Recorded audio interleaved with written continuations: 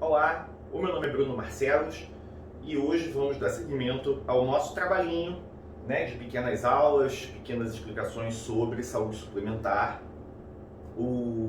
E hoje vamos tratar do tema que é o objeto maior da minha atividade profissional, que é o trabalho com contencioso de massa. Essencialmente vamos trabalhar o contencioso judicial.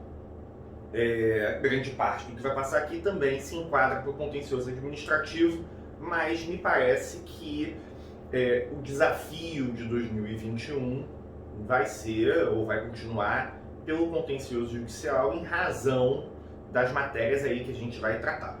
Antes de mais nada, feliz ano novo para todos os colegas. Vamos superando devagarzinho esse período muito difícil da pandemia que vamos vivendo. Infelizmente a pandemia continua, o vírus continua existindo, a gente está muito cansado dele, mas ele infelizmente não está cansado da gente. Eu ouvi essa frase no outro dia na mídia e achei ela extremamente pertinente e acho que devemos, de alguma forma, manter o controle. As pessoas que já passaram pela doença, assim como eu, de alguma forma devem auxiliar ou permanecer tomando as medidas de cuidado que sejam necessárias. E aqueles que não tiveram, falta pouco, a vacina está chegando e daqui a pouco tudo isso acaba e a gente vai, como eu sempre digo, a gente vai se encontrar e vai poder debater e eu vou parar de falar para a câmera, poder conversar com os colegas é sempre muito melhor, dar um retorno muito melhor. Verdade também que eu aprendi a falar para esse negócio, mas vamos lá. Começamos aí com a nossa bibliografia base. Como vai ser passado, nós vamos tratar de muitos temas, então não tem uma bibliografia base. Temos aí a legislação afeta, as resoluções, a 9656, como sempre, e aí as resoluções 428, 438, 424 e 279, acho que são as principais envolvidas, Claro que existem outras em volta disso tudo, que podem ter aí a sua aplicação, mas razoavelmente a legislação mais importante agora é essa. O que aconteceu? No finzinho do ano passado, entre os dias 8, 9 e 10, nós fizemos um evento, participamos de um evento sobre saúde suplementar com um grupo do WhatsApp que eu faço parte, que é muito bem coordenado pelo Dr. Thales, pelo Dr. Silas, pela doutora Lidiane, e é um grupo que composto essencialmente por profissionais da área, multidisciplinar, mas todos ligados à saúde suplementar, ao setor corporativo, que por onde essencialmente a gente desenvolve o nosso trabalho. E tivemos a alegria de no fim do ano produzir esse evento. Lá no último dia, no dia 10, foi a vez do painel contencioso e naquele dia sobrou para mim falar sobre os desafios para 2021, imaginando um cenário pós-pandemia, mas mesmo não se tendo uma imagem clara do cenário pós-pandemia, identificando o que seriam as principais demandas para 2021 no contencioso. O link está aqui disponível na página e o material vai ficar disponível depois, a apresentação fica disponível lá no site do escritório para verificação e aí o link fica acessível. Mas está no YouTube, o Watch Saúde, fica fácil de encontrar. Então, o que nós conversamos naquele dia, que foi muito, muito breve, até porque o tempo só permitia que a gente expusesse o que seriam os temas, e hoje a gente vai andar um pouquinho para dentro de cada tema. Não vou aprofundar os temas especificamente, porque grande parte deles já foi objeto, inclusive, de outras aulas gravadas, então estão disponíveis, a gente vai repassar algumas coisas, só para poder pontuar dentro do que a gente vai trabalhar, mas vamos tratar essencialmente do que nós compreendemos que vai ser o objeto maior no contencioso que a gente vai ter de novidade, o que pode gerar maior controvérsia, além dos temas já convencionais, E aí, na ocasião, eu levantei e continuo compreendendo que a gente precisa ter uma melhor relação com o judiciário, que é aquele nosso sumário por onde a gente vai passar, construindo as nossas premissas, E essas premissas são as que vão nos acompanhar para a análise do resto dos temas. Temos a questão do rol, né? Continua ainda a discussão sobre se ele vai ser taxativo ou exemplificativo. Essa discussão deve ser resolvida esse ano. A suspensão do reajuste, né, que foi promovida lá em setembro do ano passado, isso com certeza vai ser objeto de muita controvérsia. Eu mesmo já até gravei 2 entrevistas esse ano para a televisão, só por conta desse tema, né, o que mostra que há aí um interesse mesmo da mídia sobre isso e obviamente de toda a população. Vamos tratar, dentro das questões médicas, das fraudes, que são, né, um ponto nefasto na relação médico-paciente-operadora, e da telemedicina, né, porque os trabalhos com telemedicina começaram, né, e como tudo, né, nas relações humanas, existe o conflito, e esse conflito eventualmente é judicializado, e aí a gente vai caminhar aqui um pouquinho por dentro da telemedicina para entender mais ou menos em que contexto ela vai se enquadrar, né, até porque o contencioso vai ter aí algum trabalho com isso. Mas vamos começar pelas premissas, né, começar pelo começo, e aí tratar um pouco da relação do contencioso dos advogados com o judiciário, né? O que a gente aprende na pandemia e que vem dos anos de trabalho com saúde suplementar, com direito médico, né? Que é o fato da nossa matéria ser extremamente específica, né? Eu fiz até uma colocação dizendo que só quem já despachou com um juiz que estava fazendo uma audiência de trânsito, né, sobre acidente de trânsito, sabe o que é ter que depois explicar, né, divergência médica, junta médica, questões técnicas, né, relacionadas à portabilidade de carência, fim de prazo de contrato, né, de demitido e aposentado. É realmente muito complicado, é muito complicado. A nossa matéria é extremamente regulada, técnica, e claro que os julgadores eles não estão inseridos integralmente na saúde suplementar, né? Eles precisam trabalhar genericamente toda a matéria, até porque incumbe a eles a aplicação do direito, né? Do ponto de vista da relação jurídica, adequadamente nós damos os fatos e o juízo dá o direito, né? Mas é evidente que na construção das defesas e tudo mais, a gente tem que construir toda a plataforma, toda a base jurídica por onde o nosso trabalho caminha, até para que o juiz também compreenda por onde suporta os fatos que estão sendo narrados. E claro, né, claro que essa matéria é extremamente específica, não dá para a gente ficar inventando muita coisa, né, dentro da formatação, né, hoje em dia do judiciário, nós identificamos que não dá para a gente levar muito tempo escrevendo, ou dizendo, ou retratando, ou criando muitas teses muito diferentes, porque ninguém tem tempo para absolutamente nada, inclusive o juiz. Ele precisa de forma objetiva compreender o que aconteceu, entender se aquele direito é ou não cabível e aplicá-lo ao caso concreto conforme o que vai sendo exposto para ele. E a gente tem que ter isso na cabeça. Né? Tem que ter a simplicidade da informação, a concretude do fato, a exposição razoável, rápida, célere, para que ele tome uma decisão também célere, né?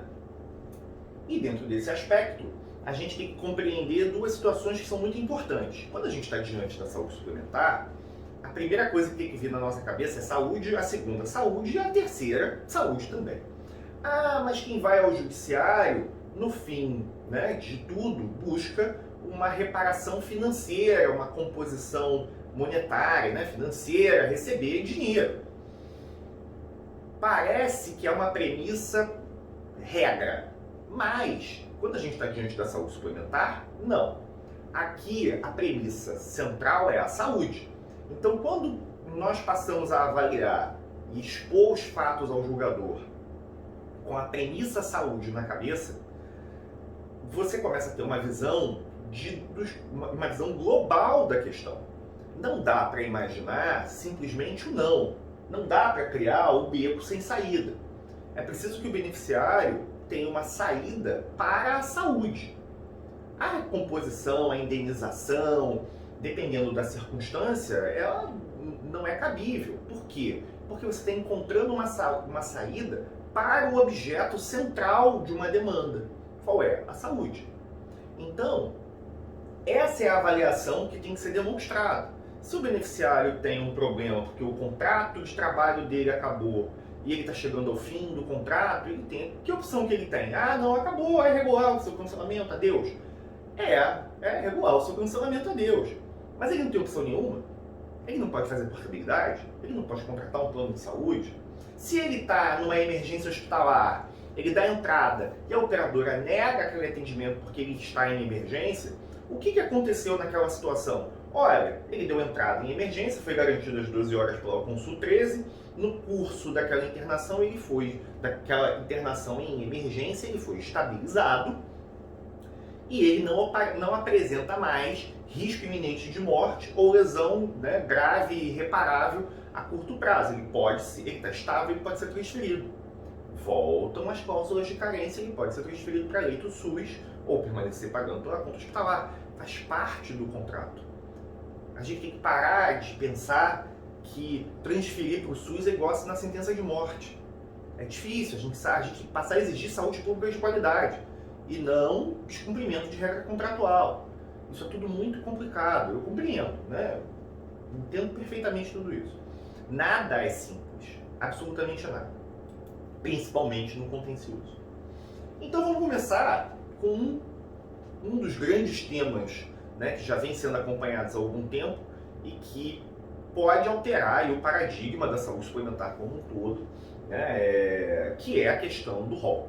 Né? Na primeira aula que nós gravamos lá no começo, né, eu usei esse slide, eu achei muito pertinente para explicar qual é a diferença que existe entre o SUS, né, e a saúde privada, e ele explica bem, ele demonstra bem qual é a relação, né? Porque a ordem constitucional definiu lá no artigo 196 que a saúde é um direito de todos e um dever do Estado. Então, titular da obrigação, Estado. E no artigo 199, o constituinte originário percebeu o seguinte: opa, peraí, eu sozinho, Estado, posso não dar conta disso tudo. Então eu vou autorizar, conceder à iniciativa privada a autorização para que ela também atue na saúde. Né? Então ele diz lá no artigo 99, a saúde é livre à iniciativa privada. O que acontece? Quando o Estado concede essa autorização, diz para ele, olha, a obrigação é minha, mas você pode fazer, ele o faz com regras definidas. Né? Sejam regras de vigilância sanitária, regras epidemiológicas, de notificação obrigatória, como regras de saúde suplementar. Né? Então a gente insere no contexto da saúde suplementar as regras que são próprias da saúde pública. A saúde existe uma só, não existe saúde suplementar, saúde pública, saúde privada, não, existe saúde. E a saúde é única. E ela é gerida e controlada pelo Estado. É assim que está previsto na Constituição. Ah, mas se você tem saúde privada, você tem subsistemas? Pode ser, não me parece muito adequado.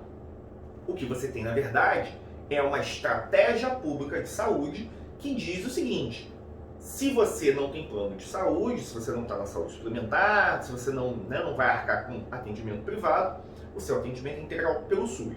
Se você está na saúde suplementar, existe uma lista, uma regra de como a saúde suplementar minimamente funciona, ou seja, minimamente isso deve ser atendido, e o que não estiver previsto ali, você volta para o devedor originário, ou seja, você volta para o SUS, a obrigação é dela.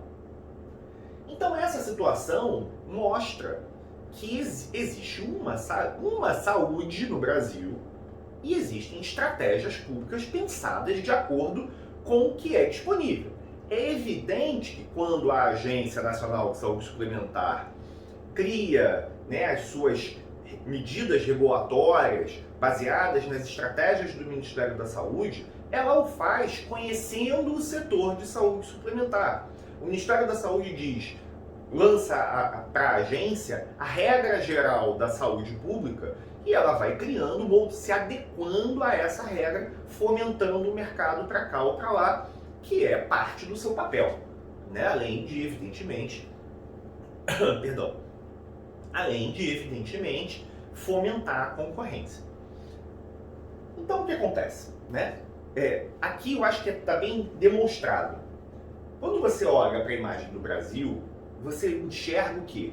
Todos nós, toda a população, que em Assembleia Constituinte originária, lá nos anos de 1988, definimos que a saúde é um direito de todos e um dever do Estado, ou seja, nós, povo, decidimos que suportaremos as despesas de saúde uns dos outros nacionalmente. Cabe à União criar formas para que isso aconteça. Ele criou a Lei 8080, a Lei do SUS, que completou 30 anos esse ano, com diversos desafios, mas com a premissa maior de atender a toda a população. O SUS pertence a todos. Ele é a nossa joia da coroa. A gente deve proteger e fomentar a regularização do SUS, criar meios para que ele funcione de forma adequada. Isso é o que tem que acontecer. Não é criar meios para que a saúde suplementar cada vez mais absorva a obrigação do SUS, eximindo o SUS da sua obrigação. Não foi isso o que foi combinado, né? E aqui a gente tem a imagem da ciranda, das crianças de mão dada, porque isso representa o mutualismo, né? O contrato foi pactuado entre essas pessoas na saúde suplementar decidiram que vão suportar as suas despesas de saúde uns dos outros, dentro das regras que estão definidas no contrato e na regulação. Então o rol ser taxativo, ele importa em dois aspectos extremamente importantes. Ele importa no mutualismo do contrato e em direitos coletivos do consumidor. Por quê? Porque aquele beneficiário que teve um atendimento fora do rol, que alegou, né, eventualmente, do seu contrato, que isso é uma supressão de direito do consumidor, cláusula abusiva, não pode, né, o contrato ou uma decisão afastar o direito do consumidor e tudo mais, com base lá no artigo 51 da Lei 8.078, ele deveria esticar mais uns artigos para o final e chegar na tutela coletiva do consumidor. Por quê? Ele teve aquele benefício que onerou os demais beneficiários que compõem aquele contrato. Aquilo que ele produziu, né, com autorização, com chancela judicial, lesou direitos de outra coletividade, dos outros beneficiários vinculados àquele contrato.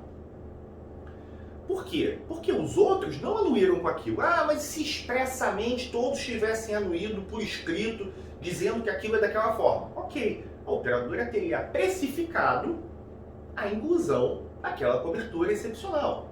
Existem planos de saúde que dão cobertura para absolutamente tudo, até para unha encravada. Não, unha encravada tem cobertura, mas para procedimentos estéticos, é isso que eu quis dizer, perdão. Então, assim, claro que, né, um contrato que tem previsão de um procedimento estético tem um custo diferente daquele que tem o rol mínimo, né? A variação do custo compreende rede prestadora, acesso a determinadas tecnologias, extensão, se tem porta de entrada, se tem coparticipação. São vários os fatores que levam a essa precificação. E esse preço que é pago pelo beneficiário, consumidor, ele tem como base, como diretriz, suportar as despesas de todos os beneficiários inseridos naquele contrato. Se aquele caixa criado por aquele grupo não for suficiente para sustentar aquele contrato, a tendência daquele contrato é que ele se encerre. Seja porque num contrato coletivo ele pode ser encerrado pela operadora, seja porque o reajuste que vai ser aplicado é tão alto que ele se torna inviável, seja porque o que, né, acontece todos os dias, e a gente não tem isso razoavelmente noticiado, um número enorme de operadoras encerrado. Né? Nós já conversamos sobre isso lá na primeira aula também, vale a pena voltar até para identificar. Uma operadora de plano de saúde é algo extremamente complexo. Não dá para imaginar que você vai constituir uma operadora de plano de saúde assim, simplesmente. Né? Mas, e aí a gente entra aqui nessa divergência que existe lá no STJ. Qual é a divergência, essencialmente, entre a terceira e a quarta turmas? Né? Enquanto uma turma vai dizer que o rol é taxativo, respeitando o mutualismo do contrato, né? Olha, as pessoas estão ali inseridas naquele contexto e elas devem suportar, o contrato deve ter previsibilidade, a ausência do rol, né, importa nessa ausência de previsibilidade, porque como que você precifica se você não sabe o que vai ser precificado? Né? De outro lado, você tem entendimento no sentido de que o rol seria exemplificativo.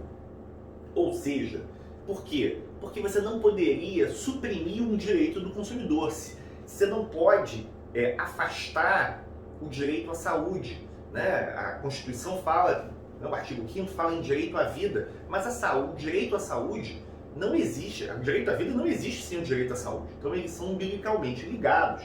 E essa relação não poderia ser suprimida pela operadora de plano de saúde por meio do contrato, nem por meio da legislação ou da regulação. E isso, né, porque importaria então em cláusula abusiva, lá pela Lei 8.078, e justificaria a cobertura excepcional, por assim dizer, não prevista no rol. Agora, mesmo na divergência, a divergência ela mostra que não há um entendimento muito claro da Corte Superior sobre a questão do rol e dessa política pública. Por quê? Porque todas as vezes que a Corte avalia o rol, ela avalia no caso concreto e olhando para o centro do problema. Ela não enxerga nem a política pública que existe em volta, nem o que aconteceu, nem as outras demandas equivalentes que teriam que ter, em princípio, soluções equivalentes. Bruno, o que você está querendo dizer com isso? O STJ entende que o plano, por exemplo, dividido em segmentos, é regular. Não tem que ser pacífico. Ou seja, o plano pode ser ambulatorial, hospitalar com obstetrícia, odontológico, ele pode seguir, né, qualquer daquela formação. Ele pode ser ambulatório hospitalar com obstetrícia, só ambulatorial, só hospitalar, ele pode ser só hospitalar com obstetrícia, pode ser os 4, né, somando o odontológico. E isso é regular. Ué, mas o que isso tem a ver com o rol? Simples, você tem uma limitação de cobertura. Se o beneficiário paga o plano para ter um atendimento ambulatorial e ele chega no estado necessitando de uma cirurgia e o rol é exemplificativo, por que essa cirurgia no segmento ambulatorial seria negada? Ah, mas ele não contratou o segmento hospitalar. Mas o rol não é exemplificativo? A partir do momento que não tem mais o rol, não faz sentido. Não, mas os segmentos estão previstos na lei, no artigo 12. O rol também. O rol também está previsto na lei. Artigo 10º, parágrafo 4º, a agência determinará a lista de doenças, né, de procedimentos mínimos, de eventos e procedimentos mínimos, e lá nas competências, na Lei 9961 de 2000, o artigo 3º, se eu não estou enganado, o 2º, está lá, compete à ANS estabelecer o rol. Então é legal também.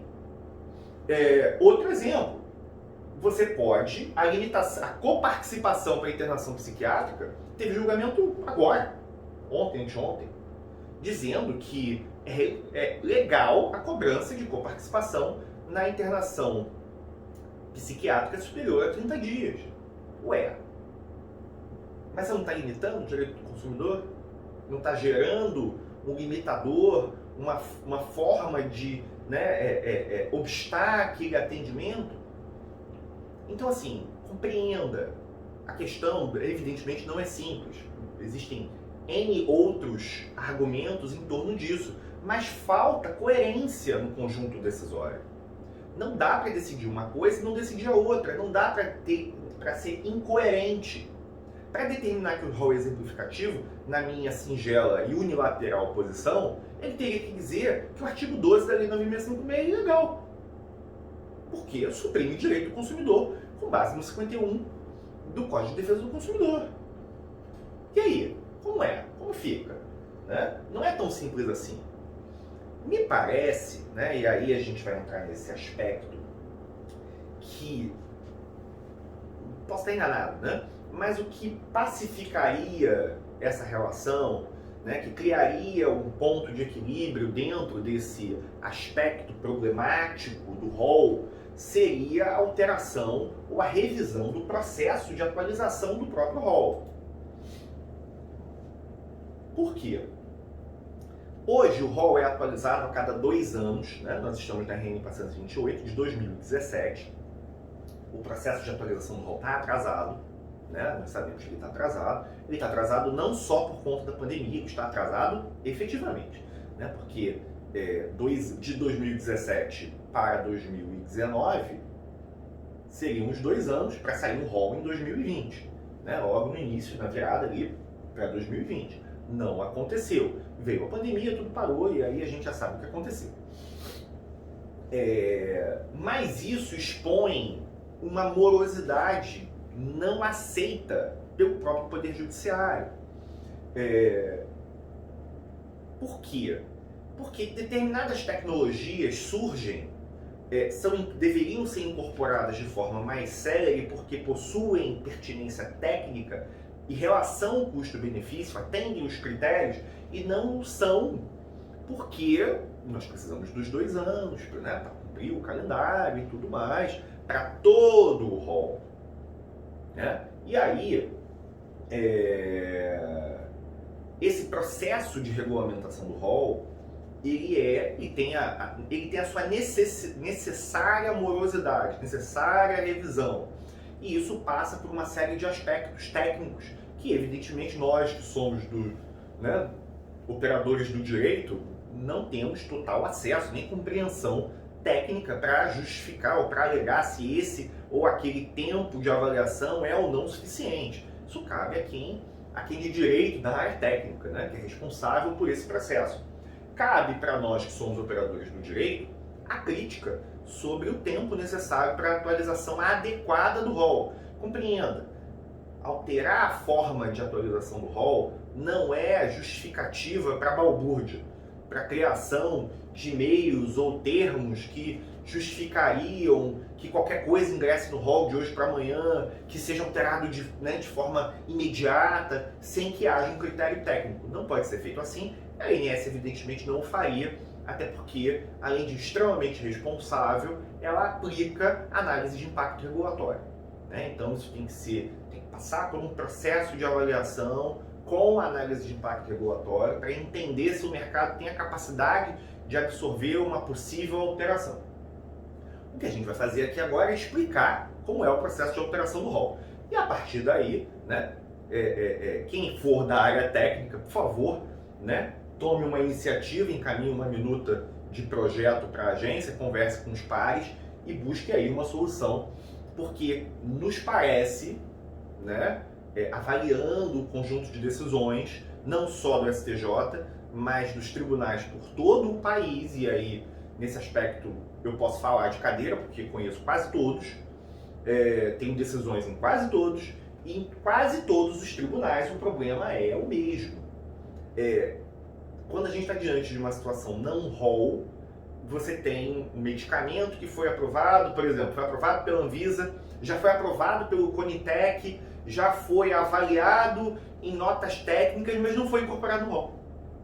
E aí você já tem todo o mercado, né, os médicos utilizando o fármaco, mas ele não compõe o rol.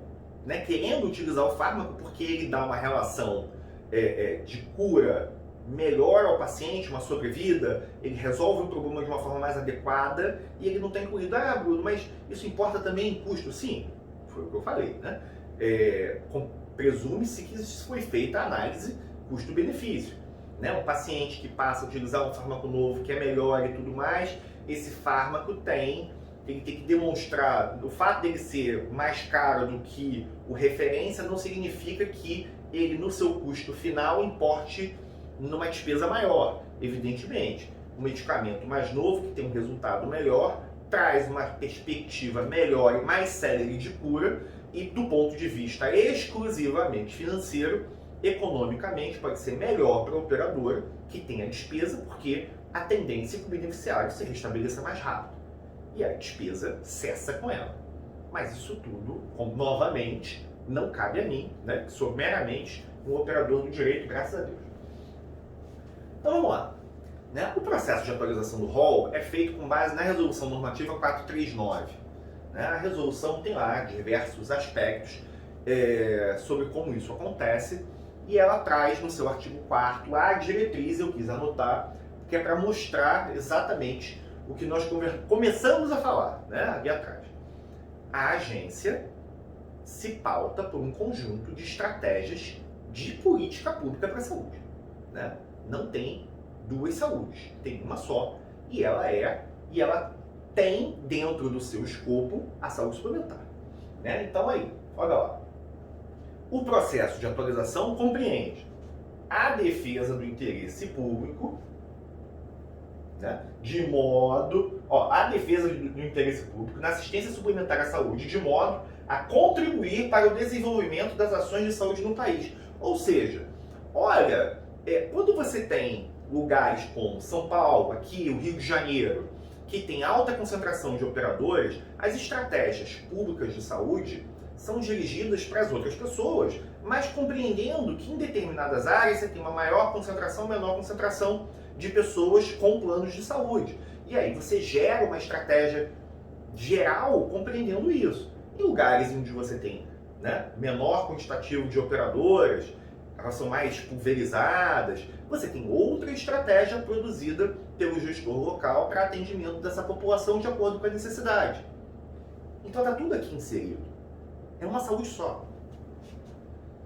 Ações de promoção e de prevenção de doenças.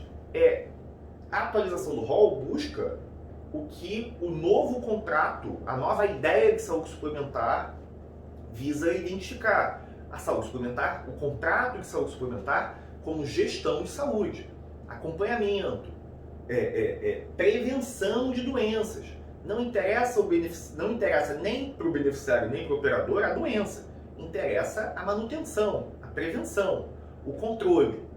Né? Um paciente ígido é um paciente, né? Um beneficiário ígido, o paciente ígido é um beneficiário que é um beneficiário feliz, porque evidentemente ele está bem, ele está, né? Tudo segue tranquilo, e ele é de melhor performance para o operador, porque ele não dá despesa.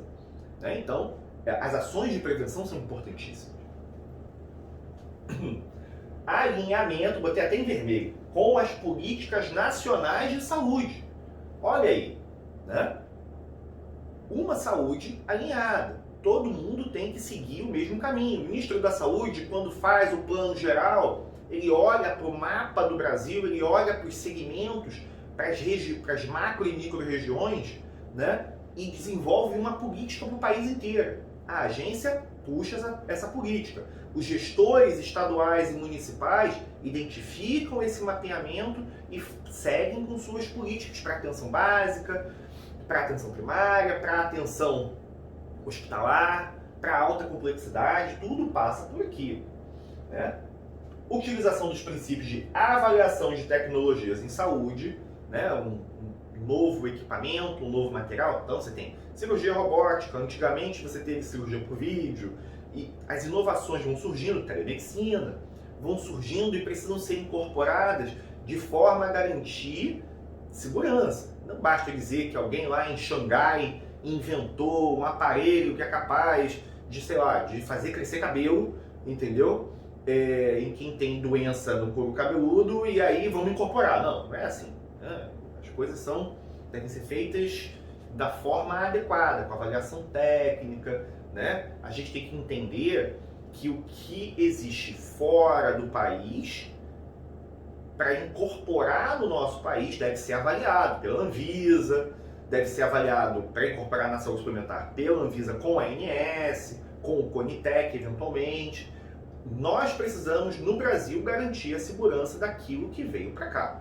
Não é porque funciona ou foi chancelado por uma entidade estrangeira que ela tem obrigação de curso no Brasil. Pode ser que a entidade estrangeira tenha aí goze de prestígio suficiente para acelerar esse processo, mas não para aplicação automática. Por isso, né? Observância dos princípios da saúde baseada em evidências, quando se faz até uma apresentação de inclusão no rol, né, justificativa para inclusão no rol, o formulário, o Form Hall, tem que trazer as evidências de que aquilo que se quer incluir ou excluir do rol se justificam por estudos científicos, por casos clínicos avaliados, por estudos técnicos sobre medicamentos, equipamentos e tudo mais, né? Protocolos de saúde das sociedades médicas. A saúde é algo extremamente complexo, a medicina é dinâmica, né? Se fosse matemática era fácil, era só 1 mais 1, 2, acabou. Mas não é bem assim, né? A gente tem interações físicas, fisiológicas, epidemiológicas, financeiras, que impactam e importam na avaliação daquela tecnologia que vai ser inserida ou excluída do rol, de acordo com o que acontece. Bruno, exclui esses procedimentos do rol? Exclui. Por quê? Porque surge uma técnica mais nova, que é econômico-financeiramente mais viável, que oferece um resultado melhor, mais rápido, e aquela tecnologia antiga, que está prevista lá, deve ser excluída. Até por segurança do paciente. Porque quando o operador então nega algo que foi excluído do rol, é porque em algum momento aquilo tudo foi avaliado e foi inserido uma nova tecnologia, né, que é mais moderna. E aí, claro, a manutenção do equilíbrio econômico-financeiro do setor. O mutualismo prevê previsibilidade e capacidade para que as pessoas também paguem pelo plano, né? A gente poderia discutir se os segmentos da saúde em ambulatorial, hospitalar, obstetrícia são suficientes. Existem diversas propostas que dizem que deveriam haver mais segmentos para, né, aumentar a liberdade, diminuir custos, desimpactar, mas isso já é uma estrutura que foge um pouco do que a gente está conversando, né? A gente teria que pensar em segmentar o país, né, por regiões e tudo mais, mas não vamos entrar nesse mérito, vamos ficar aqui só no rol. E aí, rapidamente, também não é muito objeto nosso, como que é o processo de atualização do rol, né? Seguindo o que está lá na RN 439. O rol se atualiza sempre dessa forma, né? A diretoria colegiada traça o cronograma, aberto o cronograma, ele abre um prazo para o encaminhamento das propostas via Form Hall, que é o formulário de atualização do rol das propostas, que tem que necessariamente seguir o que está previsto no artigo 8º da resolução normativa. Esse formulário não é simples, não é assim, quero que inclua, sei lá, qualquer coisa no rol. Não é assim. Você tem que trazer todo o estudo de evidências do porquê, qual a população atingida, qual a expectativa estatística, né, de beneficiários atingidos, qual é o custo previsto razoavelmente para que aquilo tudo seja então preenchido e avaliado. Uma vez que as propostas são recebidas, elas passam pelo juízo de admissibilidade, né, das propostas que foram recebidas para serem excluídas aquelas que não se adequam ao artigo 8º, porque faltam requisitos que estão previstos na própria normativa. Uma vez superado o juízo de elegibilidade das propostas, elas vão para a análise do COSAúde, que é um comitê, né, composto por entidades de classe, representativas de todos os setores, das operadoras, hospitalares, consumidores, entidades médicas de forma geral, e aí elas são avaliadas numa primeira rodada e encaminhadas para a primeira nota técnica de elegibilidade, que é produzida, né, pela agência, no setor próprio da agência para isso.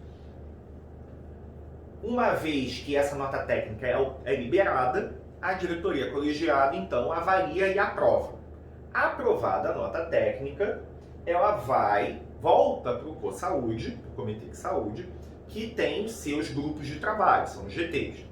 Os grupos de trabalho avaliam as propostas de acordo com as suas especificidades, né? Se existem alguns grupos de trabalho, eles inclusive têm seus trabalhos todos divulgados no portal da agência, né? Basta acessar lá o site da ANS, é tudo muito transparente, as reuniões, as atas, o que foi dito, o que foi decidido, vai sendo avaliado e exposto, né, lá nos trabalhos dos grupos de trabalho.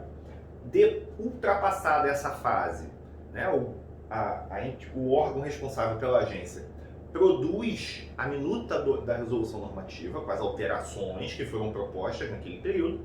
Essa minuta vai para a diretoria colegiada, que faz a avaliação e aprova, então, a nova resolução normativa com a inclusão, exclusão, alteração do rol. E aí começa o ciclo todo de novo, né? Esse ciclo deveria durar 2 anos. Né? É claro que os comitês continuam existindo, as avaliações continuam caminhando, as entidades trabalham individualmente e vão para lá se reunir só para tomar esse conjunto de decisões, mas esse é o processo de atualização do rol de forma geral. O que se tem visto e tem se discutido, né, aí pelos corredores no debate convencional é que esse processo ele pode não ser alterado, mas ele podia ser segmentado de acordo com as especificidades. Tecnologia, novos procedimentos, medicação, técnicas e outras circunstâncias não afetas às outras áreas. Então, a partir do momento que você dividiria esses aspectos, você poderia ter prazos mais curtos para a atualização do rol. E isso poderia pacificar a relação com o judiciário. Né? Chegamos a um momento em que, até para que isso aconteça, vai ser necessário que o Poder Executivo e o Poder Judiciário sentem e conversem e tratem sobre isso. Porque, evidentemente, não adianta o Poder Executivo produzir, né, legislação, produzir as suas diretrizes de trabalho por meio da ANS. A gente tem que lembrar que tudo o que acontece, todas as decisões da ANS são, na verdade, desdobramentos dos poderes do Ministro da Saúde. Portanto, desdobramentos do Poder Executivo, né? Mérito da administração pública. E aí, quando você tem essa decisão do judiciário, você tem que olhar com cuidado, porque determinar que o rol é exemplificativo, você também tem que avaliar de acordo com a legislação. A lei disse uma coisa, então você também tem conflito com o legislativo. Então, nada é muito simples. O ideal é que se chegue aqui a um meio termo para que você tenha uma atualização do rol adequada, compreendida pelo Poder Judiciário, e que o Judiciário também passe a compreender que o SUS não é o fim da vida, né? Que uma vez que aquilo não está incorporado no rol, que cabe ao Sistema Único cobrir, e que isso tem que ser avaliado dessa forma, né? Parar com essa ideia de que o SUS acabou, é o fim da linha, senão acaba com o SUS. Ah, Bruno, que maluquice é essa? Ué, não é isso? Entrega a saúde para a iniciativa privada, toda a saúde. E aí vamos ver o que dá. Não me parece ser essa a pior ideia de todas. O ideal é que a gente continue defendendo o SUS. E defender o SUS é entender os limites também dos contratos privados. É determinar que o Estado cumpra com a sua obrigação. Tá? Então vamos lá. Passamos pelo primeiro aspecto, que era aí o mais complexo. Seguindo, né, com o que a gente vai ver aí provavelmente no contencioso ao longo desse ano, tivemos a suspensão do reajuste em razão, né, da pandemia. Essa suspensão de reajuste acontece num cenário muito mais político do que jurídico-regulatório. Né? Em meados de agosto de 2020, o então presidente da Câmara de Deputados, o deputado Rodrigo Maia, vai à televisão e diz que a saúde suplementar deve dar a sua cota de contribuição para a pandemia, né? Não é possível que no meio do ano de pandemia um contrato tenha reajuste de 20%. Com essa declaração, ele ainda afirma: se a agência não tomar uma providência, eu vou tomar porque eu tenho um projeto pronto para ser votado, né? Diante disso, a ANS toma uma providência e ela regula a suspensão dos reajustes nos contratos de plano de saúde. Não vou entrar no mérito do acontecido, não faz sentido, mas registro que achei excelente que a ANS tenha assumido o seu protagonismo e por mais que tenha se trate de uma pressão política, que ela tenha o feito, porque foi a agência quem tomou a decisão e o abacaxi agora a gente vai ter que descascar de qualquer forma, porque ele iria acontecer. As decisões da agência são técnicas, né, e as do legislativo nem sempre, elas atendem muito mais ao clamor popular do momento. Mas, vamos lá. Qual é a regra? O que aconteceu com o reajuste? Todos os contratos de planos de saúde tiveram seus reajustes, que tinham reajustes em 2020, lembrando que o reajuste é do ano 19 e 20 para aplicação no ano 20, né, em 2020. Em setembro, os reajustes foram suspensos. Isso é importante, o reajuste foi suspenso. Então, quem teve reajuste antes de setembro voltou ao valor anterior ao reajuste. Quem tinha reajuste depois de setembro para frente, não teve aplicado o reajuste naquele período. Com isso, né, pressupõe-se que houve um auxílio ao mercado de saúde suplementar, né, na verdade aos beneficiários, porque não foram onerados sobre o reajuste, né? Foram suspensos os reajustes por troca de faixa etária e os reajustes financeiros anuais. Então todos os reajustes foram suspensos. Cabe informar que os reajustes que foram suspensos obrigatoriamente foram nos contratos na modalidade individual, nos coletivos por adesão e nos coletivos empresariais com menos de 30 vidas. Os contratos coletivos empresariais com 30 vidas ou mais teriam o titular, né, o estipulante do contrato, tinha a opção de manter o reajuste, pagar o reajuste normalmente, ou de suspendê-lo seguindo a regra geral. Mas essa era uma opção do titular, da pessoa jurídica titular do contrato, do estipulante, ele que tomava essa decisão. Bruno, mas por que ele não tomaria uma decisão como essa? Porque, como eu disse há um minuto atrás, o reajuste foi suspenso. Ele não foi cancelado. Então, suspenso o reajuste significa que em algum momento ele vai voltar para ser pago. E aí, se a empresa tem caixa, né, ou tem fôlego suficiente, seus empregados estão trabalhando, tudo segue normalmente, é mais seguro do ponto de vista até financeiro que se proceda ao pagamento contínuo. Vai ter o reajuste, vão continuar pagando. E aí agora, né, em janeiro, ele não tem nenhum reflexo sobre tudo isso que a gente vai continuar tratando. E aí, vamos lá. Como vai funcionar a recomposição, né? Passado o período, em meados de novembro e dezembro, a agência faz uma reunião da diretoria colegiada e diz como vai funcionar a recomposição. Recomposição sim, acabei de dizer. O reajuste foi suspenso. O que aconteceu? Criou-se uma dívida dentro da saúde suplementar. Tem um bloco financeiro que vai ter que ser pago agora. Assim como parte dos tributos federais que foram suspensos em períodos do ano e agora estão sendo pagos para aqueles que, infelizmente, naquele momento não puderam pagar lá atrás. Agora eles estão sendo pagos corrigidos. Então, está todo mundo pagando. Nada ficou isento. As pessoas estão tendo que pagar as suas despesas. E na saúde suplementar não foi diferente. O que ficou definido? Primeira regra geral. O reajuste será recomposto em 12 parcelas. A primeira em janeiro de 2021 e a última em dezembro de 2021. Esse prazo pode ser alterado? Esse prazo pode ser alterado. Esse prazo pode ser alterado para mais e para menos. Para diminuir o prazo, ou seja, né, para reduzir o prazo de parcelas de pagamento, a determinação da ANS é que esse pacto seja feito por escrito, ou seja, né, na verdade de forma inequívoca. Gravação telefônica, troca de e-mails com confirmação, documento escrito, contrato, confirmando de forma inequívoca que houve ajuste entre o operador e o beneficiário para que esse contrato, então, tenha menos parcelas para pagamento da despesa, da dívida setembro, dezembro de 2020. Né? A agência lançou no seu site os exemplos de como esse cálculo funciona. E, evidentemente falando, fica mais complexo, o gráfico facilita muito mais a nossa vida. Né?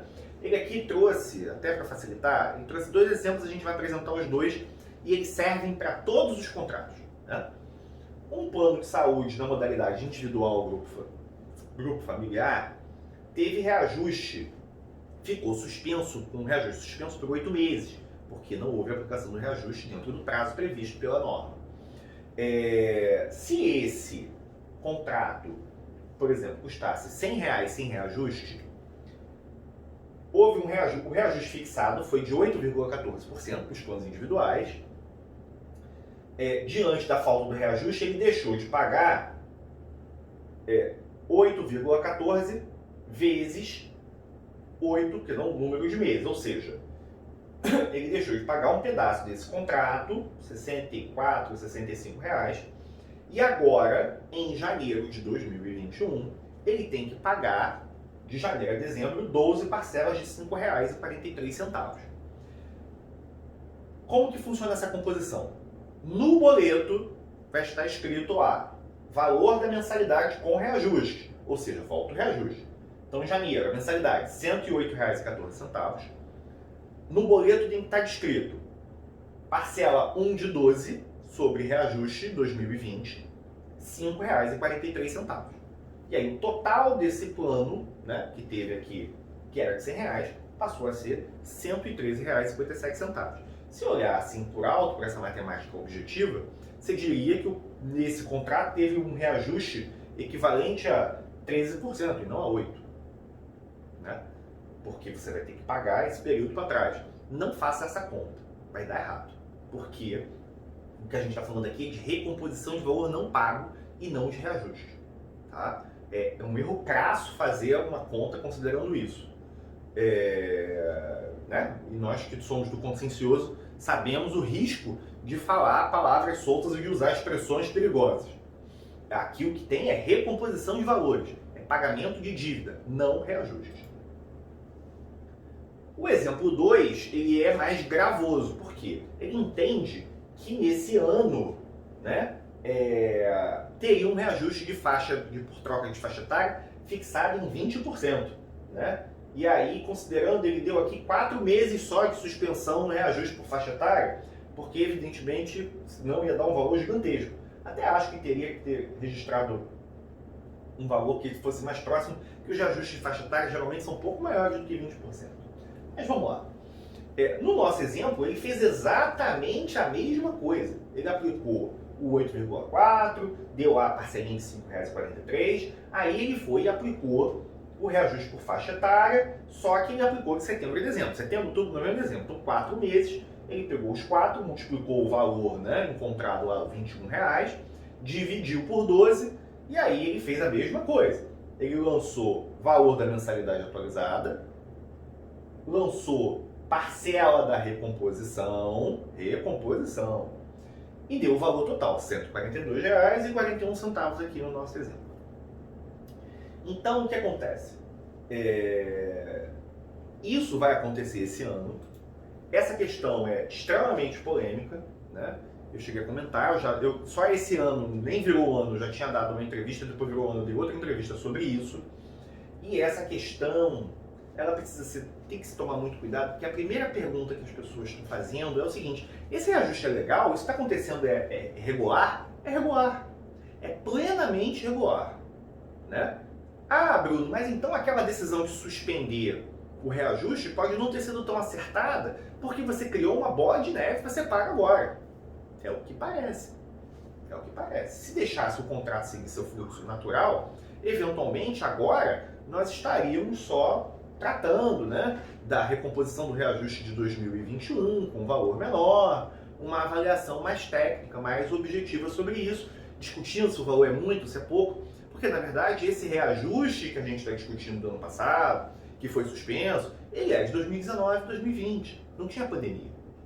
A pandemia veio em 2021. Se o reajuste foi adequado vai ser adequado agora para 2021, se ele vai ser menos ou mais, porque a saúde suplementar teve mais ou menos despesa, esse ano é o que, 2020, é o que vai dizer para 2021. Então, a coisa ficou um pouco confusa. Mas, novamente, melhor que a ANS tivesse tomado a decisão do que deixar a conta do Legislativo. Então, se o reajuste é legal, por que o reajuste na saúde é tão alto sempre? A saúde suplementar tem uma caixa preta dentro dos planos de saúde? Não tem. Tudo bem, João? Os reajustes nos contratos de planos de saúde, eles não têm caixa preta, eles têm composição de valores. Você vai buscar, tudo que compõe a despesa médica, a despesa operacional, a despesa com ressarcimento ao SUS, vai somar e dividir pela massa de beneficiários. O contrato, evidentemente, tem que ser positivo. Se você tiver um contrato que dê prejuízo, ele invariavelmente vai encerrar. A operadora e aquele grupo de beneficiários que compõem o contrato não vão ter capacidade financeira para suportar as despesas uns dos outros. E isso acaba com o mutualismo. Então você precisa ter o contrato. Mas como que você anda para dentro do contrato? Não tem que controlar o preço do plano de saúde? Não é assim que a nossa sociedade se organiza economicamente. Você precisa ter liberdade e garantir a concorrência. Por quê? Porque se você for andar para dentro da composição do preço, você tem que considerar a inclusão dos fármacos novos, que tem custo diferenciado, as decisões extra-rol, você tem que considerar o insumo que é utilizado pelos hospitais, que tem uma variação de custo bem diferente. Não precisamos ir muito longe. Quanto foi a inflação, para quanto foi a elevação de preço dos capotes no período da pandemia? Das bolsas de soro, das luvas descartáveis dos equipamentos. Tudo isso teve aumentos assim, assombrosos, na casa de 300%.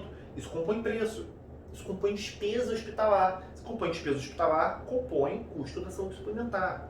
Mas não teve a cirurgia eletiva, e um compensou no outro. E isso que vai ser avaliado agora ao longo de 2021 para aplicação de reajuste.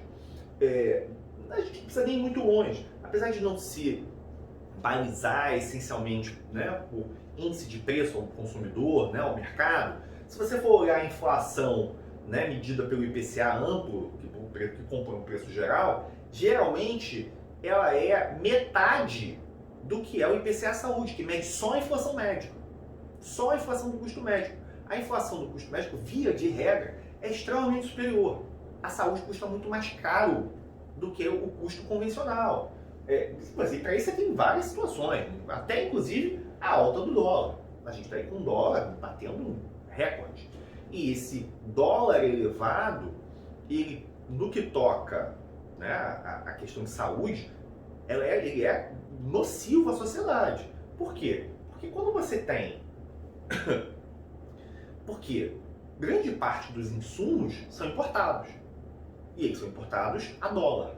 E o dólar alto impõe custo mais alto. E esse custo evidentemente, ele chega na ponta. Ele chega no hospital, que repassa para a operadora, que na hora que produz o reajuste considera esse cálculo para a recomposição no reajuste no ano seguinte, e isso importa em reajuste mais elevado. Então, qual é a saída, qual é a ferramenta técnica que a gente teria para tentar dar uma solução? Porque se cancelar o contrato, então eu vou sair do contrato, eu não quero aquele reajuste maluco. Vou cancelar meu contrato, vou para outra operadora, vou embora. Aquele valor de setembro a dezembro, relativo à suspensão do reajuste, ele é devido, independentemente da continuidade ou não do contrato. Ele é uma dívida que foi gerada para todos nós. Mas eu não concordei com isso. Mas ele é uma dívida. Já houveram ações civis públicas tentando derrubar o reajuste, mas elas não passaram, elas não vingaram. Agora é a hora da recomposição. Não sei por que não houve ação civil pública para determinar o não pagamento dos tributos que foram suspensos pelo Simples, mas para não pagamento das parcelas da saúde suplementar houve, né? Bom, então como que você resiste, né, ou vai passar por esse período sem ser excluído ou sem se excluir da saúde suplementar? Qual é a ferramenta técnica que existe em qualquer mercado, em qualquer circunstância? Concorrência. Mas como que você aplica a concorrência dentro da saúde suplementar, que é um mercado limitado, que você tem questões, né, para trocar de um plano para o outro? A ferramenta técnica é a portabilidade. Ou seja, não dá para a gente ficar pensando que a gente assinou hoje um contrato de plano de saúde e vai permanecer nele para o resto da vida, do dia que nasceu ao dia que morreu, né? Velhinho. Não é assim. O contrato não é eu paguei a vida toda. Mude de contrato. Vá para aquele que é mais adequado, tanto à sua situação, né, financeira, quanto de coberturas. Né? Eventualmente, eu, por exemplo, Bruno, tenho um plano com cobertura nacional. Mas minha avózinha, que tem 92 anos, já não viaja, tem dificuldade de locomoção. Ela tem um plano com um grupo de municípios. Então ela tem um bom plano de saúde com um grupo de municípios que atende ela no hospital que eu entendo que é de referência para ela, com um custo acessível, que eu consigo pagar.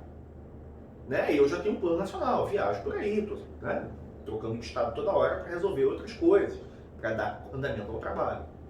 Então, assim, a gente precisa ir se adequando.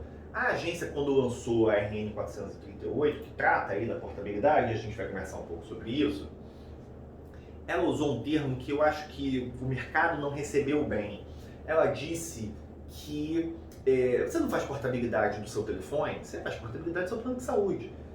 Soa infeliz porque a gente está diante da saúde, e aí você dizer, querer comparar uma coisa com a outra, mas a ideia, né, a gente afastar essa questão, né, da forma como o comentário foi feito, mas entender que a ideia é que você tenha liberdade para trocar de plano de saúde, ciente que se as suas carências vão ser levadas de um contrato para o outro, assim como nós levamos a nossa linha de telefone, o número, né, de uma operadora para outra, e a gente troca toda hora mesmo, porque interessa aquela que tem um melhor custo. E o que isso acontece? Isso gera concorrência. Então você só fica naquele prestador porque ele te oferece um bom custo-benefício. Se amanhã ele não te oferecer um bom custo-benefício, o que você faz? Vai embora. Você troca. E aí aquele prestador que te perdeu, o que ele tem que começar a pensar? O que eu faço para ter aquela pessoa de volta? Ah, Bruno, mas tem 46 milhões de beneficiários em plano de saúde e tem 211 milhões de brasileiros. Sim, mas quem tem plano de saúde são 46 milhões. Né? Aquele beneficiário sai daqui, vai para lá, vai para lá, vai para lá, vai para lá, ou seja, ele troca de operadora. A concorrência está dentro desse quadrado. O beneficiário novo que ingressa na saúde suplementar, ele vem em outra condição, ele vem saído do SUS, querendo um plano de saúde. Quem está na saúde suplementar e que vai vendo o custo subindo, ele compreende o seguinte: opa, peraí, isso aqui não me atende mais, eu vou sair daqui e vou para lá. E vou buscar outra rede, outra negociação. Então, essa possibilidade de portabilidade com segurança é o que é fomentado pela ANS por meio da RN 438 de 2018 e que deve ser fomentada no mercado. Ou seja, há concorrência. Não há controle de preço. Controle de preço é igual à volta da recessão. Perigo. A gente vai começar a dizer para a agência taxar as operadoras? Olha o perigo. Né? Não é assim que a economia de mercado como a nossa funciona. A nossa economia funciona com fomento à concorrência. Então, como a nossa economia funciona com fomento à concorrência e atos regulares, que também se ficar, ah, Bruno, mas a operadora X não me aceita, eu já tentei fazer concorrência, mas o corretor disse que não aceita. Não dá, né? A gente precisa entender o que é o regular e, a partir daí, aplicar. Né? Então, ao invés de demandar a operadora de plano de saúde porque o reajuste veio alto ou porque aconteceu alguma coisa nesse sentido, busque portabilidade. Busque portabilidade, regularidade. Como se faz portabilidade? Atendendo aos critérios do artigo 3º da RN 438 de 2018. Né? Ou seja,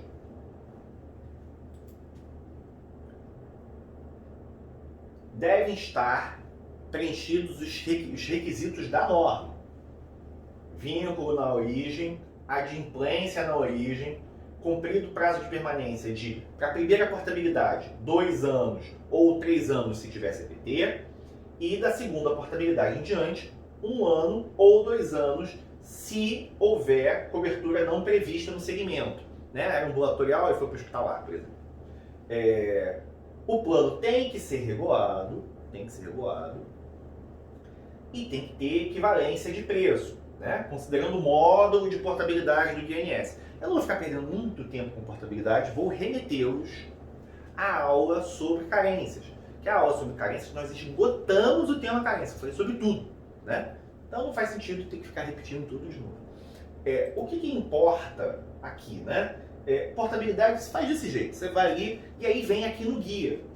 Eu acho que essa ferramenta deveria ser muito melhor divulgada. Por quê? O centro, o coração da portabilidade está aqui, no Guia ANS de Planos de Saúde. Por quê? Ele que diz quem é um plano compatível. Valores, rede e tudo mais. Mas o hospital, mas o plano que eu tô tem a rede XYZ e o outro não tem essa rede toda, eu tenho uma rede diferente. Eventualmente a gente vai ter que trocar, não tem o que fazer. E aí quem vai garantir que aquele operador que tem aquela rede XYZ que você saiu te ofereça condições melhores, né, ofereça um plano que tem aquela rede num outro produto, ou tem uma rede XY, é o mercado. Conforme a movimentação acontecer no mercado pela concorrência, isso vai obrigar os setores comerciais a se mexerem também, para criarem produtos, ou sugerir a criação de produtos que atendam e tragam essa massa de beneficiários de volta para lá e para cá. Mercado, gente. Isso é um mercado. Então é preciso que as pessoas entendam o que é a portabilidade, apliquem a portabilidade. Mas e para todas as outras opções? E a gente vai continuar se encontrando lá no judiciário, infelizmente. Por que isso aqui também é importante? Porque a gente está falando de portabilidade, e aí aqui é um aspecto muito comum, principalmente nas minhas demandas judiciais. Vocês sabem que eu só defendo operadores de plano de saúde, então não estou dizendo não vou falar nenhuma em verdade, vou falar as verdades próprias dos meus processos. E os contratos, principalmente os contratos coletivos empresariais, beneficiários, demitidos ou aposentados, quando eles se encerram, Bruno, mas o contrato de aposentar se encerra? Encerra. Porque se o contrato principal, o coletivo empresarial principal, foi extinto, as adesões vinculadas a ele também são extintas. Então, sim, o contrato de aposentado pode ser extinto. Perdão. Quando a gente produz uma contestação exatamente referindo o que está acontecendo, que aquele contrato foi extinto, a gente diz, olha, faz portabilidade. Faz portabilidade. Encontre o seu caminho. Encontre um plano compatível. Não há necessidade de você se auto-excluir da saúde suplementar. O problema também, aí vai a minha crítica aos beneficiários, né? Eu acho que os colegas que são da área entendem o que eu estou querendo dizer, é que as pessoas não querem pesquisar, elas não querem se inteirar, buscar informação sobre o que está acontecendo, sobre como funciona, como exercer o seu direito. E aí, quando você não busca informação, você vai no prático, né? Ou seja, você distribui uma ação, diz que vai ficar sem plano, que não pode, que é um absurdo e tudo mais. Aí encontra com o Bruno pela frente, que vai dizer, por que você não faz portabilidade? Faz portabilidade. E aí você dá uma saída para o beneficiário. Entendeu? Então, complicado. Vamos ter essa análise, gente, né? Turma do contencioso. Vamos ficar atento. Não dá para criar, tem que criar a solução. Beco sem saída, jamais. Então, ficamos daquela forma ali, com os reajustes.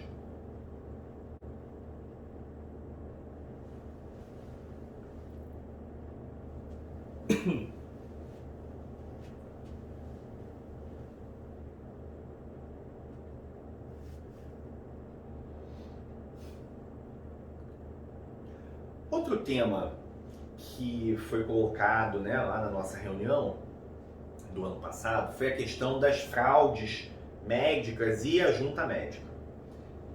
A primeira coisa que a gente precisa desconstituir da cabeça, não só dos colegas, mas dos julgadores, é que uma operadora de plano de saúde só quer saber de ganhar dinheiro e de negar tudo.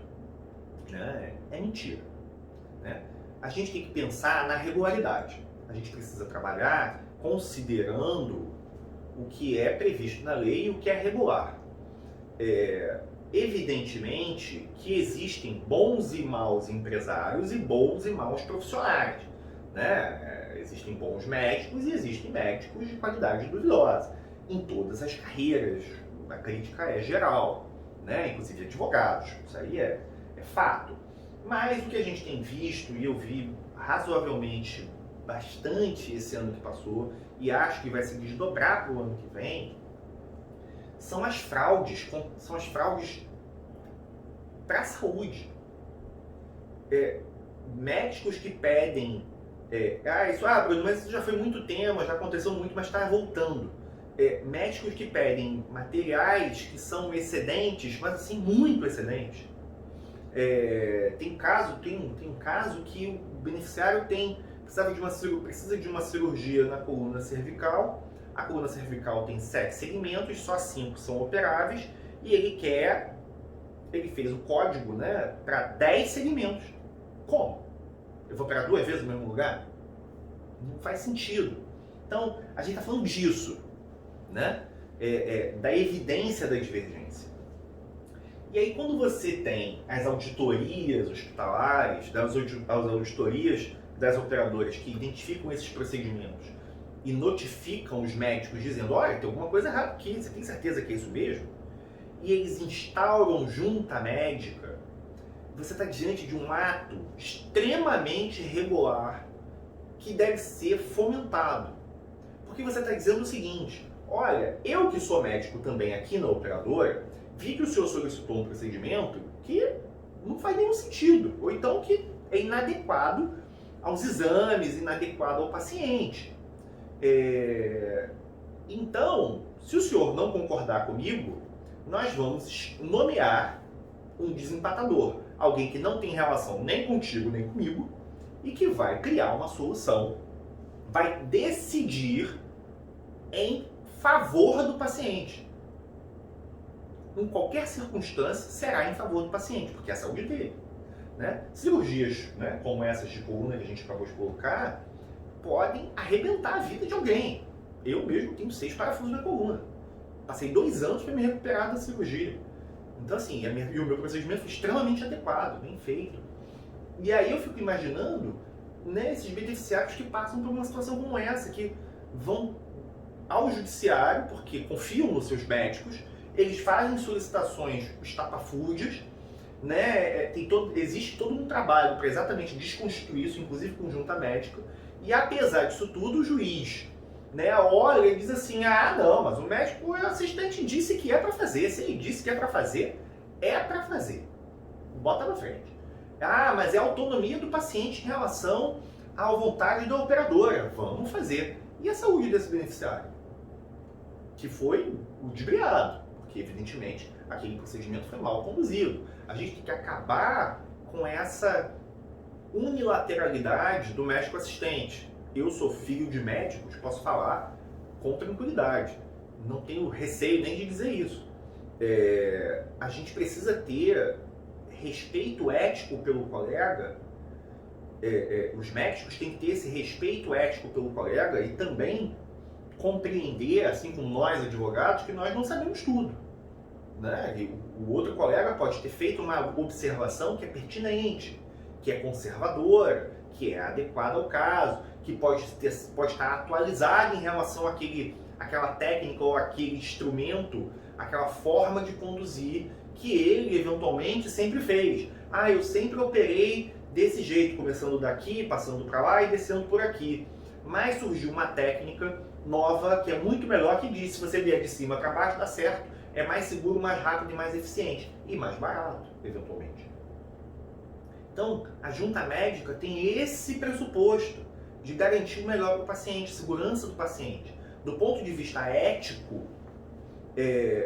ela é conduzida da forma adequada, porque ela tem previsão em normativas da agenda, na resolução 424 da ANS, ela busca a solução do conflito médico e afasta nós, operadores do direito, da decisão. O que a gente precisa, enquanto jurídico, né, e judiciário, se ater é ao que é mais seguro para o paciente, ao que é melhor para ele, e o que inclui a operadora. A operadora também quer o que é melhor para o paciente. Novamente, interessa para o operador e paciente rígido. Evidente. Interessa para o paciente, interessa para o operador. Né? E esses procedimentos em fraude, eles são perigosos. Eles são perigosos não só pelo OPME, que evidentemente tem um custo altíssimo, mas cirurgias estéticas. Tem gente que não tem obesidade mórbida, que faz cirurgia bariátrica, porque já existe todo um conjunto intrincado de meios e métodos para que saia uma liminar depois para uma cirurgia estética. Que aí vai operar abdômen, prótese mamária, braço, perna, bumbum, tem tudo. Então assim, isso é perigoso, inclusive para o paciente, porque quando você faz uma cirurgia bariátrica, na verdade você troca uma doença pela outra. Você troca a obesidade pelas síndromes de não absorção, problemas de absorção de vitaminas, de sais minerais, de uma série de outros fatores. Se esse emagrecimento não for feito da forma adequada, você pode engordar tudo de novo. E aí, uma vez que engorde tudo de novo, não tem mais o que cortar. E aí você tem, de novo, obesidade, com síndrome de problemas de absorção e com tudo que vem a reboque. Então, não é tão simples as decisões médicas. Elas são tomadas de forma a garantir saúde, segurança. Né? Então, quando a gente avalia essas situações, o que a gente tem em mente? Né? Primeiro, aí pra gente no contencioso, junta médica. Também não vou me ater muito aos aspectos técnicos da junta médica, eu trouxe até eles para cá, para ficarem, né, desenhados aqui no slide, mas nós também temos uma aula só sobre junta médica, onde nós esgotamos o tema na aula sobre prestadores e junta médica. Salvo engano, é a aula 4. Perdão. Rapidamente, né, muito rapidamente, a junta médica tem essa cara de arbitragem, né, porque você passa a ter um terceiro médico, né, que desempata e a decisão dele vale para fins de cobertura. Né? Ela não é arbitragem propriamente dita, evidente, mas ela tem esse ar de arbitragem. Né? Faltam câmaras técnicas nos conselhos regionais de medicina para a criação da junta médica. Eu acho que se isso acontecesse, se tivesse uma câmara técnica de junta médica nos conselhos e as operadoras e os médicos, né, os seus pacientes, se socorressem a essas câmaras técnicas, nós teríamos um resultado melhor, né? Até uma aceitação melhor pelo judiciário. Mas hoje não é assim. Hoje as operadoras encaminham ofícios às sociedades médicas, pedem um profissional, eles indicam e aí sai lá a decisão que ele julga adequada. E aí, né, nós temos rapidamente para avaliar. Hoje aqui no Rio de Janeiro, por exemplo, nós temos a súmula 211, que vai dizer que na divergência entre o médico assistente e o médico auditor prevalece a determinação do médico assistente. Mas quando estamos diante da junta médica, não prevaleceu a vontade do médico auditor. Houve desempate. Ou seja, houve o que era melhor para o paciente. Qual a melhor saída, qual o melhor caminho para ele. Mesmo que ele tenha que operar 2, 3, 4, 5 vezes. Por quê? Porque é seguro, é conservador, é técnico se produzir dessa forma. Né? Aí eu posso voltar de novo ao caso concreto. Eu operei a coluna 2 vezes. Eu não botei parafuso no primeiro dia que eu deitei lá naquela mesa. Né? Eu fiz um procedimento, fiquei 1 ano e qualquer coisa, né, tentando, me recuperando, tentando, né, não ter que operar novamente e tudo mais, e infelizmente não teve jeito. Eu fui obrigado a me submeter a outra cirurgia. Mas eu não tive opção porque a doença evoluiu mal. Hoje eu estou 100% curado. Mas passei por esse caminho. Né? Se eu tivesse ficado efetivamente curado no primeiro procedimento, teria sido o melhor dos mundos. Mas infelizmente não foi assim. né? Vamos lá. O que temos aqui?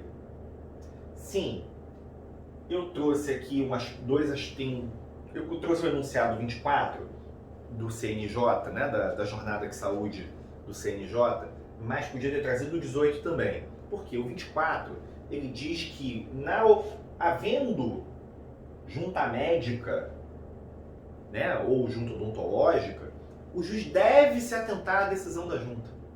Porque aquilo foi feito em favor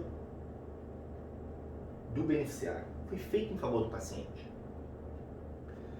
Podia ter trazido o 18. O 18 diz que nas tutelas de urgência em saúde deve-se buscar o aconselhamento, né, ou a remessa do feito ao NATJUS.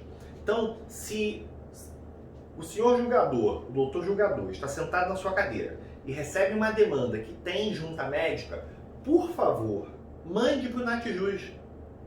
Ou determine uma perícia imediata. Nos meus processos eu peço os dois, né? Eu peço tudo. Peço que faça o procedimento, que faça a junta médica, que faça a perícia médica, determine uma perícia médica imediatamente, paga, né, suportada a despesa pela operadora, faz logo, porque isso aqui é seguro, ou então pega o processo e manda para o NATJUS, para que o médico do NATJUS olhe e diga assim, tem ou não razão. E aí, a partir daí, se decida por uma tutela de urgência. Porque mais vale 15 dias, 30 dias de espera num procedimento que, na maioria esmagadora das vezes, até porque se tem junta médica, é possível esperar, é melhor que se espere, para que se saneie a divergência, né, ali, do que se arrependa pro resto da vida. Uma vez que opere, que mexe no corpo, acabou. Não tem volta atrás. Não tem como você desoperar o paciente. A reversibilidade de cirurgias é extremamente complicada, extremamente difícil. Então, aí vai se acabar o quê? Numa questão financeira, num procedimento que chegou lá na sentença, realmente a operadora tinha razão. E agora? E agora? Vai julgar improcedente o processo? E aí aquele procedimento que foi feito desnecessariamente que custa 500 mil reais? O beneficiário não tem como pagar. Então você também tem a irreversibilidade da tutela pelo aspecto econômico-financeiro, não só pelo aspecto da saúde, que é aqui o mais relevante, dentro do que a gente está discutindo.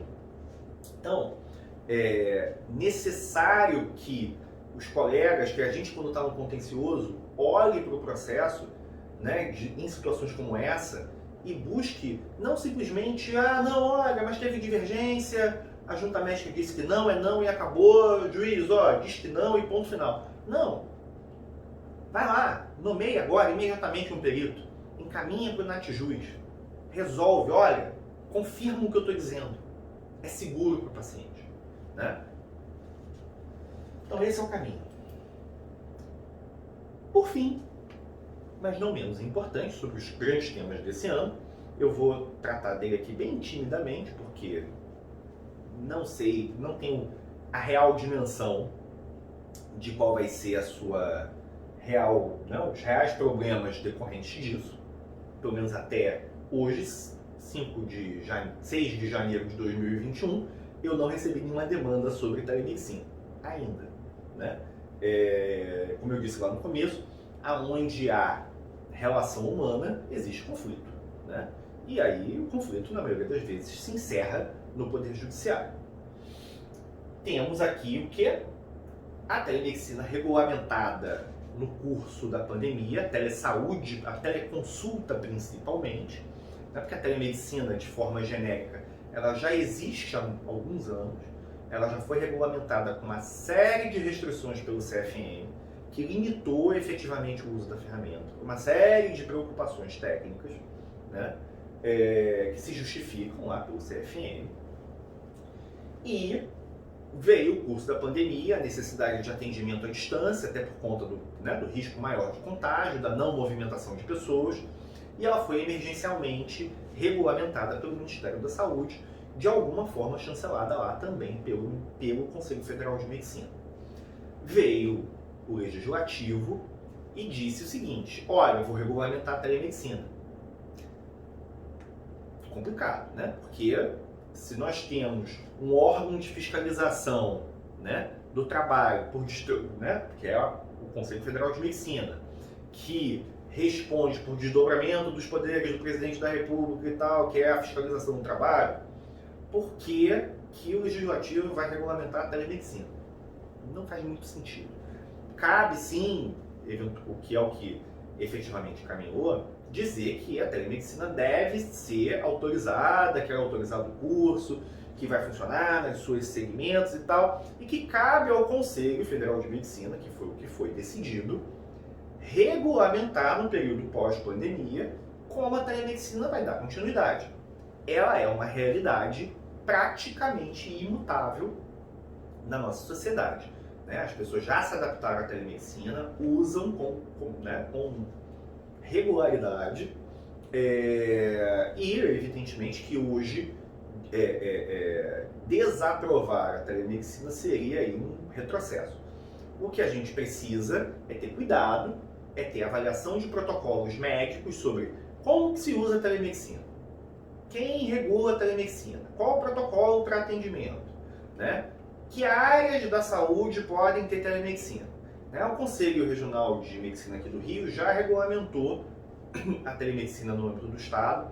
Tem algumas regras, como primeira consulta só presencial, né? Avaliação do que pode ou não ser feito por telemedicina, né? Aconselhamento para que se busque os protocolos das sociedades médicas, porque evidentemente que cada sociedade médica, né, é especialista na sua área do saber da medicina e tem suas peculiaridades próprias. Né? É evidente também que diversas consultas são impossíveis pela telemedicina, precisam do atendimento pessoal, mas é uma ferramenta que já está valendo, né?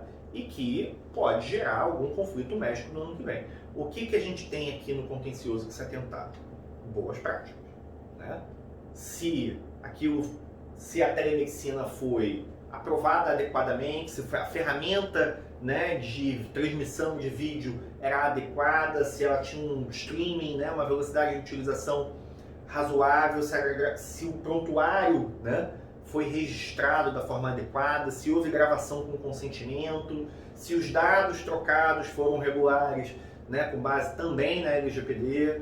Você tem uma série de aspectos técnicos que precisam ser comprovados e que mostram que um protocolo de saúde foi adequadamente seguido. Por quê? Porque é evidente que quando o médico não faz a anamnese com o exame físico, alguma coisa não foi vista. Mas pode ser que essa alguma coisa não foi vista porque não era para ver. E o paciente também não relatou. Então essa sensibilidade do que é necessário ser presencial para o que é possível ser pelo vídeo depende de não só, né, do conhecimento técnico do médico, assistente que está ali prestando a consulta, mas também de protocolos de saúde que dizem, olha, se somar esse com aquele outro critério, a consulta tem que ser presencial. Esse e aquele outro critério determinam que esse paciente deveria ir a uma emergência hospitalar.